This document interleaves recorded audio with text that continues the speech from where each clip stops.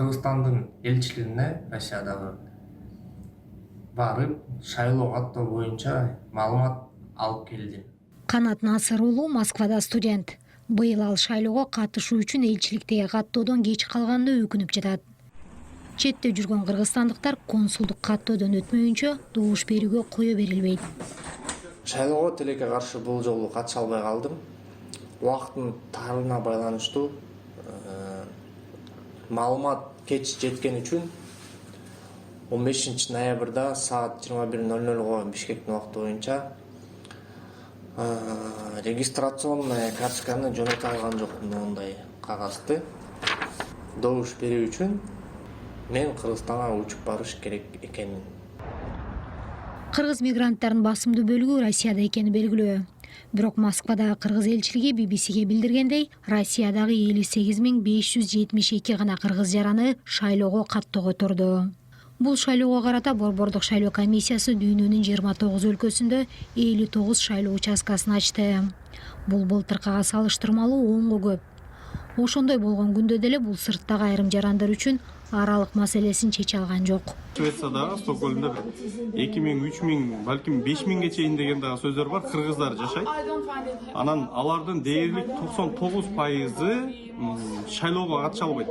Эмне себеп? Себеби дегенде, биздин баягы элчилик, ошол Швецияга караган элчилик бул Берлинде жайгашкан. А Берлинге барып келүүгө менимче бардык эле мигранттарда, бардык эле кыргыз жарандарында мүмкүнчүлүк жок. Кыргызстанда парламенттик шайлоо быйыл аралаш система менен өткөнү жатат. Андыктан Кыргызстанда шайлоочуларга 2 бюллетень сунушталат. Бирок сыртта жүргөн кыргызстандыктарда бул шайлоодо тандоо чектелүү. Бир мандат округдарга ачкан талапкерлерди биз шайлай албайт экенбиз. Чет өлкөдөгү жарандар мунун себебин мен түшүнө алган жокмун. Эмнеге катыша албайт?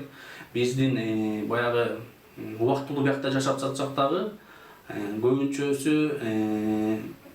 ошол жашаган жеринде баягы катталуусу ошол жерде буларга катышууга уруксаат берилиш керек болчу. Негедир ал биздин шайлоого болгон укугубузду чектеп койгондой болуп жатат. Борбордук шайлоо комиссиясы Кыргызстандын аймагынан чыккан жарандар автоматтуу түрдө шайлоо округунан чыгарыларын түшүндүрдү. Мындай шартта алар жеке талапкерлерге добушун бере албайт. БШК мындай эреже айынан сырттагы кыргызстандыктардын шайлоо укугу чектелип жатканын моюнга алат. Чет элдеги жарандарыбыз эч бир округга байланбаган үчүн алар ошол округдан кандидат тандай алышпайт. Биздин чет элдеги жарандар бир гана бир бюллетень алышат дагы партиялык тизмедеги партияга добуш беришет жана партиядагы тизмедеги кандидатка добуш беришет. Аларда ошол округдан шайлаганга алардын мүмкүнчүлүгү жок болуп калды тилекке каршы. Расмий маалыматтар боюнча 750 миң кыргызстандык учурда тышкы миграцияда делет. Бирок бул жолку шайлоого алардын 10% гана катышканы жатат.